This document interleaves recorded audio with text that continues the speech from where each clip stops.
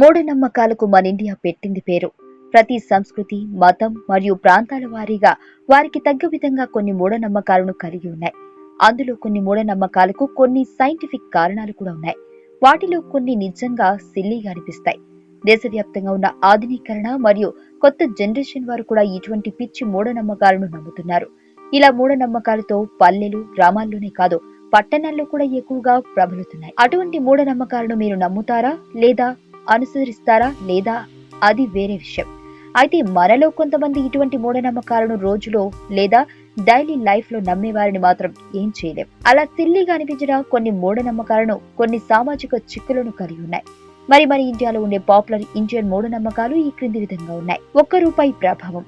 ₹1 మన భారతీయ సంస్కృతిలో ఒక పవిత్రమైనదిగా భావిస్తారు. భారతదేశంలో వివాహాలు మరియు ఇతర వేడుకలు 101, 501, 1001 ఇలా ₹1 చేర్చి గిఫ్ట్ గా ఇవ్వడం ఒక సాంప్రదాయ పద్ధతిగా ఉంది. అయితే ఎల్లప్పుడూ బేసి సంఖ్యకు ₹1 చేర్చి అది ఇవ్వడం ఒక సాంప్రదాయంగా నమ్ముతారు.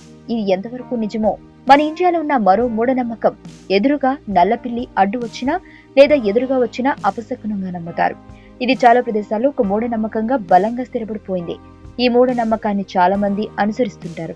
మనం ఎక్కడికైనా బయలుదేరినప్పుడు నల్లపిల్లి అడ్డు వస్తే అది చెడు జరుగుతుందని, ఏదో హాని తలబడిపోతుందని నమ్ముతారు. చాలా మంది శనివారంను శనిదేవునికి ఇష్టమైన దినంగా నమ్ముతారు. శనివారం ప్రయాణం చేయడం అనుకూలమైనది కాదుగా భావిస్తారు. అలాగే ఏ పవిత్రమైన వేడుకకైనా శనివారం జరుపుకోవడానికి ఇష్టపడరు.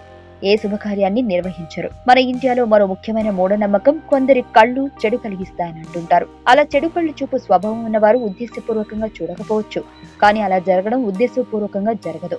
కానీ దీన్ని ఒక మూఢనమ్మకంగా అనుసరిస్తుంటారు. ఎదురువారి చూపు అసూయ పడటం లేదా ఎక్కువగా ప్రశంసించడం ద్వారా ఎదుటి వ్యక్తికి చెడు జరగడం లేదా జబ్బు పడడం జరుగుతుందని నమ్ముతారు. ఇండియాలో చాలా ప్రదేశాల్లో రావి చెట్టు దయ్యాలు మరియు ఆత్మలు నివాసం ఉండే చెట్టుగా నమ్ముతారు. ఈ మూఢనమ్మకంలో ఎంత నిజం ఉంది? సాధారణంగా రాత్రుల్లో రావి చెట్టు ఎక్కువగా కార్బన్ డైఆక్సైడ్ ను విడుదల చేస్తుంది. ఇది ఏ మానవుడికైనా చాలా ప్రమాదకరమైనది. ఆ చెట్టు క్రింద నిద్రించడం లేదా నిలబడి ఉన్నా వారికి అసౌకర్యంగా అనిపిస్తుంది. ఇది తెలియని వారు చాలా మంది రావి చెట్టు దయ్యాల చెట్టుగా భావిస్తూ మూఢనమ్మకాలను అనుసరిస్తుంటారు. మరో మూఢనమ్మకం వారంలో ప్రత్యేకమైన రోజుల్లో మాత్రమే గోళ్లు కట్ చేయాలని భావిస్తుంటారు. అలాగే సాయంత్రంలో గోళ్లు కట్ చేయకూడదని కూడా నమ్ముతారు. ఇంకా మంగళవారం, గురువారం మరియు శనివారాల్లో గోళ్లు కట్ చేయకూడదని ప్రగాఢ విశ్వాసం కలిగి ఉంటారు.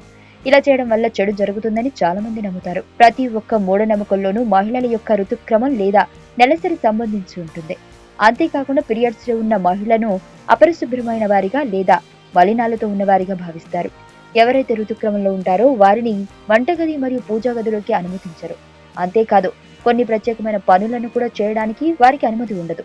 ఋతుక్రమంలో ఉన్న మహిళ ముఖం చూడడం వల్ల చెడు జరుగుతుందని మూఢనమ్మకం కూడా ఉంది. అందుకే ఋతుక్రమంలో ఇతరులకు కనబడకుండా ప్రత్యేకంగా ఏర్పాటు చేసి గదుల్లో వారిని ఉండనిస్తారు. అనేక మూఢనమ్మకాల్లో ఇది ఒకటి. హిందూ మతం పురాణాల ప్రకారం గ్రహణం రోజున సూర్యుడు లేదా చంద్రుడు చూడరాదని నమ్ముతారు. ముఖ్యంగా గర్భిణీ స్త్రీలను బయట తిరగనివ్వరు. పుట్టిన శిశువు ఎటువంటి సమస్యలు లేకుండా పుట్టాలంటే చంద్ర మరియు సూర్యగ్రహణం రోజుల్లో బయటకు పంపరు. ఇది ఒక బలమైన మూఢనమ్మకంగా మన ఇండియాలో పురాతన కాలం నుండి ఉంది. గ్రహణం రోజు ఆహారం వండటం కానీ లేదా తినడం కానీ చేయకూడదని భావిస్తారు. కొన్ని ప్రాంతాల్లో తులసి మొక్క యొక్క ఆకును ఆహార పదార్థాల మీద ఉంచడం వల్ల ఎటువంటి దోషం ఉండదని నమ్ముతారు. మరో బాధాకరమైన మూఢనమ్మకం భారతదేశంలో ఇప్పటికీ చాలా ప్రబలంగా ఉన్నది వితంతువు. భారతదేశంలో వితంతువులను జంతువుల కంటే దారుణంగా వ్యవహరిస్తారు.